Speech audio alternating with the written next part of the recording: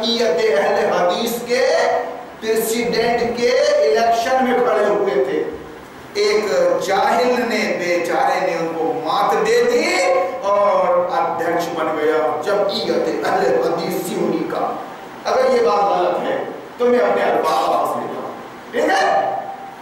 مجھے یہاں یہ بتانا ہے کہ یہاں یہ بات جو ہو رہی ہے منبر رسول پر بہت ہی سوچ سمجھ کر ہونی چاہیے, بہت ہی سوچ سمجھ کے ہونی چاہیے. یہاں حقانی اور لن ترانی بیان کرنے کا وقت بھی نہیں ہے اور جگہ بھی نہیں,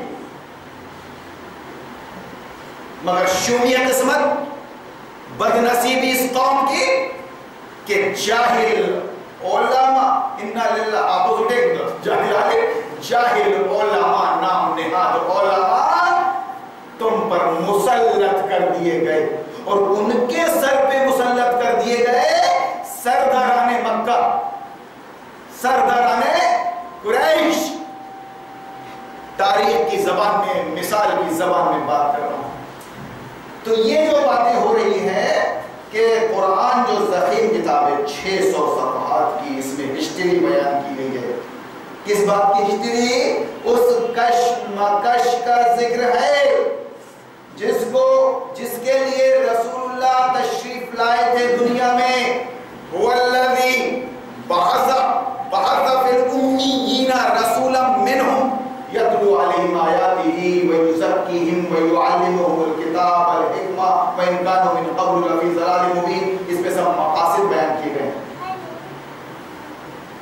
ارسل رسولہ بالہدی, هو الذی ارسل رسولہ بالہدی ودین الحق لیظہرہ علی الدین کلہ وکفی باللہ شہیدا. محمد رسول اللہ یہ کلیئر ہے بالکل قرآن کے اندر کہ دنیا میں نبی کیوں آئے اور آخری نبی نبیوں کا سردار سرور عالم کیوں آئے.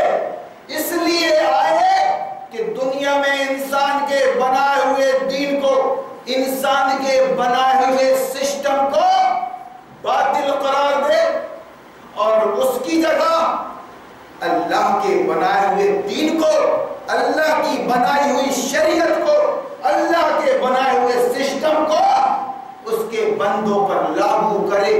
ایسے خلیفہ کی حیثیت سے مسلمان قانون نہیں بنائے گا. قانون اللہ نے بنا کر دے دیا ہے قرآن کی شکل میں اور شریعت کی شکل میں, جس کو ہندی میں سمویدھان کہتے ہیں, جس کو سسٹم کہتے ہیں, کانسٹیٹیوشن, قانون وہ اللہ نے دے دیا. اب رسول اللہ نے اس کو اپنی زندگی میں چیز کی اہمیت اتنی اور جو اصل چیزیں اس کو چھوڑ دے رہے ہیں. اللہ رب العالمین کا یہ انداز, یہ کتاب جو ہے صرف مسلمانوں کے لیے نہیں, صرف مسلمانوں کے لیے ہدایت کا ذریعہ نہیں. اللہ رب العالمین کی فرمان یہ اس سے سمجھ میں آتا ہے کہ لوگوں یا ایھا الناس اعبدوا ربکم الذی خلقکم والذین من قبلکم لعلکم تتقون. لوگوں بندگی اختیار کرو اپنے اس رب کی جو تمہارا اور تم سے پہلے جو لوگ ہو گزرے ہیں ان سب کا خالق ہے. ان سب کا خالق, صرف تم ہی اکیلے نہیں, تم سے پہلے کتنے ایسے گزر چکے جن کے بارے میں تمہیں پتہ بھی نہیں, جن کے بارے میں تمہیں پتہ بھی نہیں. کچھ لوگ دادا تک کو جانتے ہیں, دادا کے بعد میں پردادا کا نام ان کو معلوم نہیں. پردادا کے والد کون تھے ان کو یہ نہیں معلوم. یہاں پہ یہ رواج بھی نہیں. عرب میں یہ رواج ہے. اگر وہاں پہ جا کر کے آج بھی یہ امید ہے کہ آپ ان سے نسل پوچھو گے تو وہ ایک کے بعد ایک وہ لے جا کر کے آدم تک کے جوڑ دیں گے اپنی نسلوں کو. یہی وجہ ہے کہ بعد میں جب ہم دیکھتے ہیں صحابہ کرام کی طرف یا نبی کریم صلی اللہ علیہ وسلم کی طرف جو شجرے بیان کیے جاتے ہیں تو ان کے رواج میں یا ان کے جو طریقہ ہے وہ طریقے میں یہ شامل ہے کہ بچے کو اپنے بعد میں کیا کیا دینا ہے تو وہ پوری نسل جڑ جاتی ہے. تو اسی وجہ سے جو پورا شجرہ تیار ہوتا ہے وہ شجرے سے لے کر کے نبی صلی اللہ علیہ وسلم کا شجرہ پورا کہاں جا کر کے اسماعیل پہ ملتا ہے, پورا آپ کو ملے گا. لیکن یہاں ایسا نہیں، یہاں ایسا نہیں. تو ایسے بہت سے لوگ جو پیدا ہو چکے جن کے بارے میں ہمیں نالج نہیں. اللہ رب العالمین کہہ رہا ہے کہ لوگوں بندگی اختیار کرو اپنے اس رب کی جو تمہارا اور تم سے پہلے جو لوگ ہو گزرے ہیں ان سب کا خالق ہے. تمہارے بچنے کی توقع اسی صورت سے ہو سکتی ہے، تمہارے بچنے کی توقع اسی صورت سے ہو سکتی ہے. کس صورت سے؟ کہ تم اپنے رب کی بندگی اختیار کر لو، اپنے رب کی بندگی اختیار کر لو. بندگی اختیار کر لو کا مطلب تمہارا رب تمہیں کہہ رہا ہے کہ تم بیٹھ جاؤ، آپ کا جی ہو یا نہ ہو آپ بیٹھ جاؤ. تمہارا رب تمہیں کہہ رہا ہے کہ اٹھ جاؤ، تمہاری طبیعت ہو یا نہ ہو تم اٹھ جاؤ، تم اٹھ جاؤ. بندگی اطاعت اللہ رب العالمین کی بندگی اطاعت فرما برداری اسی میں. اگر اللہ رب العالمین کی فرما برداری اس کی بندگی اس کی اطاعت کو آپ نے چھوڑ دیا تو اللہ کے بندے کہاں رہے آپ؟ بندے تو ہو اللہ کے، اللہ کے بندے تو ہو، لیکن نیک بندے نہ ہو کر کے آپ نافرمان بندے ہو جائیں گے اس کے. جو کئی بندے آ کر کے اور گزر گئے جنہوں نے خدا کی بندگی نہیں کی، اس کے احکام کی اطاعت نہیں کی، اس نے جیسا چلنے کے لیے کہا ویسا نہیں چلے تو وہ نافرمان ہو گئے، وہ نافرمان ہو گئے. گویا خیریت کس میں ہے؟ خیریت کس میں ہے؟ خیریت اسی بات میں ہے کہ اللہ کی اطاعت اور فرما برداری میں لگ جاؤ. آپ ایک سسٹم بنایا اللہ رب العالمین نے ہمارے جینے کے لیے، ہم کو پیدا کیا، پیدا کرنے کے بعد میں اس نے ہمارے اندر کیا کیا کمزوریاں ہیں، کیا کیا خامیاں ہیں، ساری چیزوں کو دیکھتے ہوئے ایک نظام ایک سسٹم بنایا جو رکشہ چالک سے لے کر پردھان منتری تک، خلیفۃ الوقت تک، جس کا حکم ایک ہی. جو سزا رکشہ چالک کو ملے گی، جو سزا رکشہ چالک کو ملے گی ایک جرم کی، وہی سزا اگر وقت کا خلیفہ امیر المومنین کرتا ہے تو اس کو بھی وہی سزا ملے گی، یا امیر المومنین کا بیٹا کرتا ہے تو اس کو بھی وہی سزا ملے گی. اب یہ نظام جمہوریت، ریپبلک ڈے 26 جنوری کل ہو چکی، 26 جنوری کل ہو چکی اور جشن منایا گیا. مدارس میں جھنڈے پھہرائے گئے.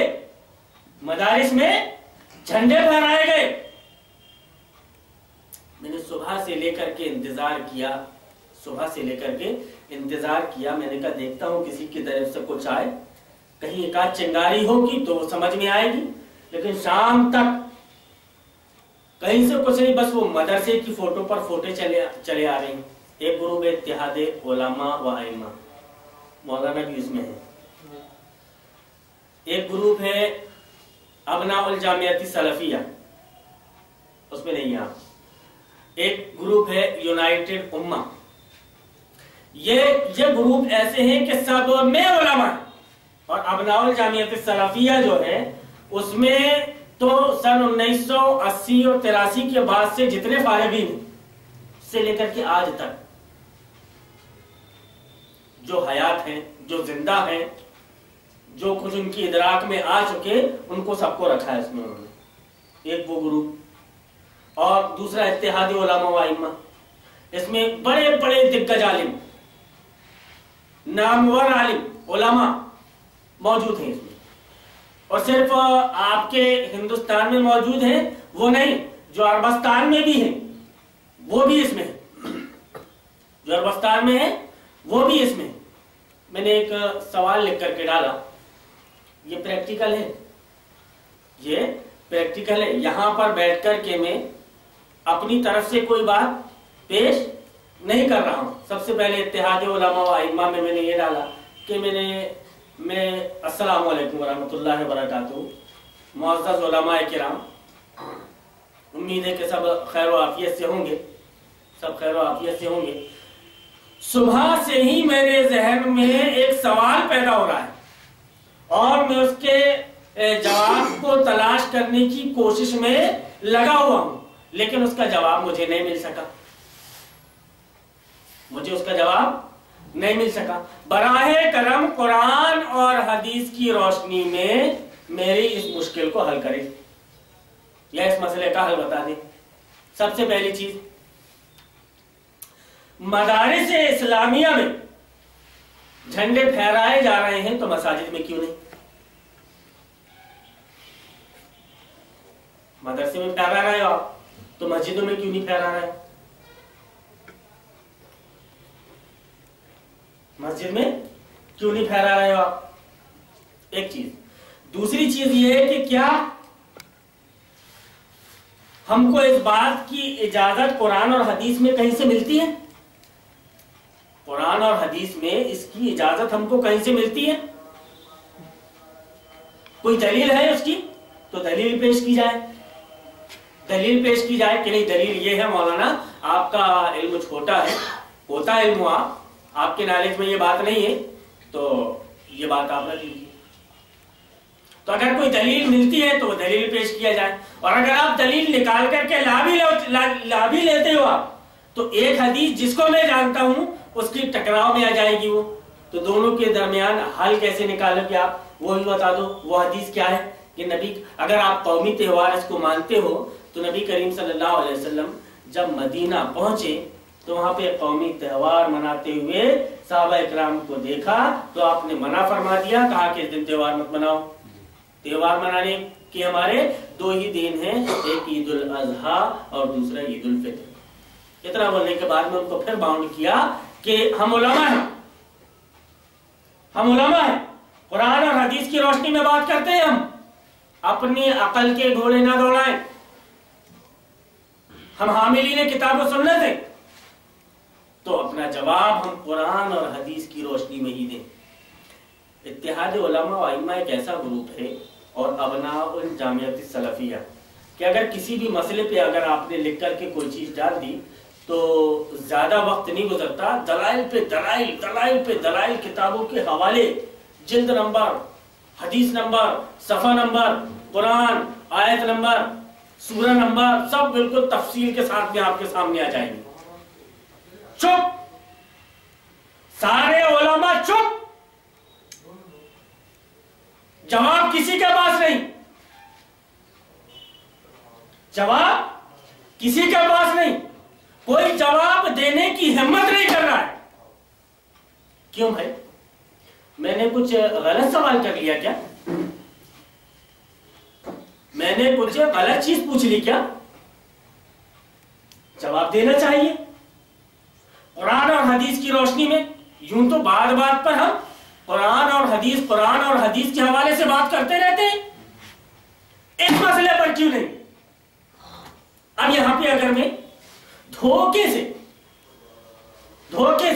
मौलाना मौदूदी का नाम ले लेता, डॉक्टर इसरार अहमद का नाम ले लेता, तो वो पूरी गाह जाकर के गिर जाती मौदूदी के ऊपर और इसरार अहमद के ऊपर, तब भी बात का जवाब नहीं मिलता कि ये उनकी फिक्र है, उनकी फिक्र है। तो मैंने कहा भैया मैं जानता ही नहीं कि मौदूदी कौन है, मैं ये भी नहीं जानता कि इसरार अहमद कौन है, मैं तो सादा सिंपल आदमी हूं, तफहीमुल कुरान मेरे सामने है। अगर मैं तफहीमुल कुरान के तर्जुमा आपको सुना रहा हूं, आप बोलोगे कि मौलाना ने यहाँ पे ये गलत कहा है, मैं उसको उठा करके अलग कर दूंगा। कुरान क्या कहता है, हदीस क्या कहती है, अब बात करो आप। बहुत उलझा लिया तुमने, इसका नाम लेकर और उसका नाम लेकर बहुत उलझा लिया और अवाम के दरमियान में तफरीक डाल दी, मसलकों में और फिरकों में अवाम को बांट डाला, कोई इस मसलक का तो कोई उस मसलक का, कोई उस मसलक का तो कोई उस मसलक का, सब अपने अपने मसलक पर, सब अपने अपने फिरके पर मगन रहो, मस्त रहो। ना आप हमें कुछ बोले ना हम आपको कुछ बोले, इस्लाम मुस्लिमीन बना लो, कोई किसी को बुरा नहीं बोलेगा। کوئی کسی کو برا نہیں بولے گا. تو پھر آیت کا مطلب آیت کہاں چلی جائے گی کہ تأمرون بالمعروف وتنہون عن المنکر. تمہارا کام ہے یہ.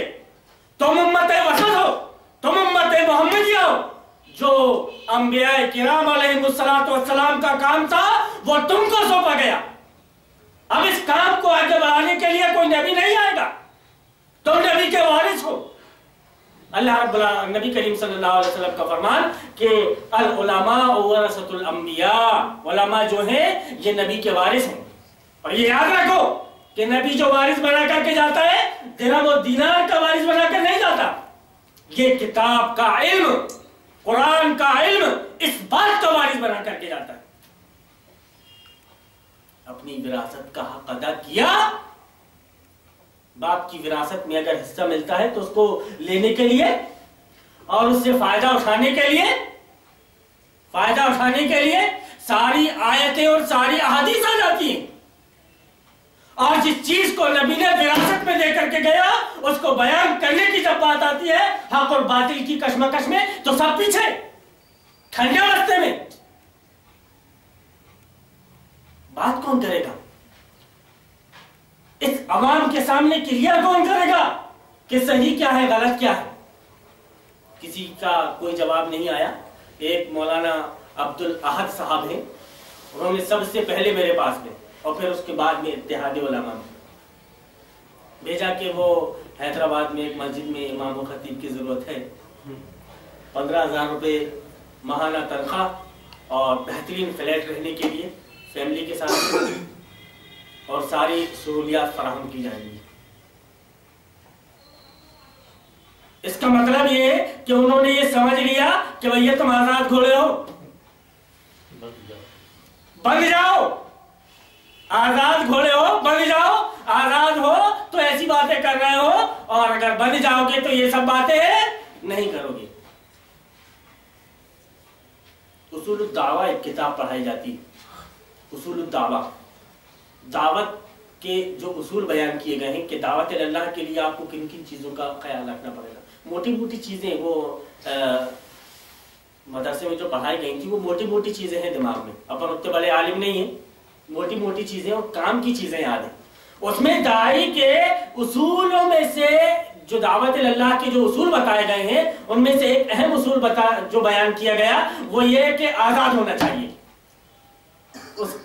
اس کی معیشت کاروبار الگ ہونا چاہیے. یہ کام کے لیے وہ بالکل نو ٹینشن, فری رہے بالکل, اور فری میں یہ خدمت انجام دے تب وہ دعوت اللہ کا کام کر سکتا ہے, ورنہ نہیں. ایک اصول یہ بیان کیا گیا تو ان کی طرف سے فوراً یہ میسج. ایک فضیلت الشیخ شیخ الحدیث ہیں, جامعہ عصریہ دار الحدیث مئو کے عبد الشکور عصری صاحب. اب وہ بھی انہوں نے بھی پھر وہ میسج پہ میسج 10-15 میسج پہنچائے, لیکن کوئی بھی ایسا میسج نہیں تھا کہ آپ نے یہ سوال کہاں سے پیدا کر لیا یا آپ نے جو سوال پیدا کیا ہے اس کا جواب یہ ہے. سب وہ دین کو لے کر کے چھوٹی چھوٹی باتیں, یہ یہاں کی یہ تو وہاں کی وہ, تو یہ درس حدیث میں میٹھی میٹھی سنتیں, وہ ساری چیزیں کہ بھیا جانم سمجھا کرو, یہ میٹھی میٹھی باتوں کو آپ بیان کرو. یہ کڑوی کسیلی باتیں کہاں سے لا رہے ہو آپ؟ کڑوی کسیلی باتیں کہاں سے لا رہے ہو آپ؟ تو کیسے مومن آپ کیسے مومن کہ کوئی چیز آپ کے عقیدے سے ٹکرا رہی ہے, کوئی چیز آپ کے اسلام سے ٹکرا رہی ہے, پھر اسی کو فالو کر رہے ہو, پھر اسی کو مان رہے ہو, پھر آپ کا عمل وہی ہے اور ڈھٹائی کے ساتھ عمل ہو رہا ہے. یوں تو تصویر غیر ضروری تصویر ممنوع, غیر ضرور تصویر ممنوع. تو پھر یہ ترنگا پھہراتے وقت اور بچے جو مختلف ناحیے سے پروگرام دے رہے ہیں ان کی فوٹو کھینچ کر واٹس ایپ کے گروپوں میں ڈالنے کی کیا ضرورت ہے؟ کیا بتلانا چاہتے ہو آپ؟ کیا بتلانا چاہتے ہو آپ؟ آپ کے مزاج میں, آپ کے دل میں कितना एहतराम है। क्या वो एहतराम आपको सिर्फ दाढ़ी में नजर आएगा, टखने में नजर आएगा, टोपी में नजर आएगा, बस इसके अलावा कहीं आपको नजर नहीं आएगा कि इस्लाम का तकाजा क्या है, इस्लाम चाहता क्या है, रसूलुल्लाह ने क्या बयान फरमाया, रसूलुल्लाह ने किन चीजों से रोका। उस वक्त तो सुमैया रजी अल्लाह ताला अन्हा ने, सुमैया रजी अल्लाह ताला अन्हा ने अपनी जान दे दी, लेकिन बातिल के परचम को नहीं लहराया। हमारे सामने है मदरसा, उसी सुमैया के नाम पर, लेकिन जिस चीज को सुमैया ने तस्लीम नहीं किया, उस सुमैया का नाम रखकर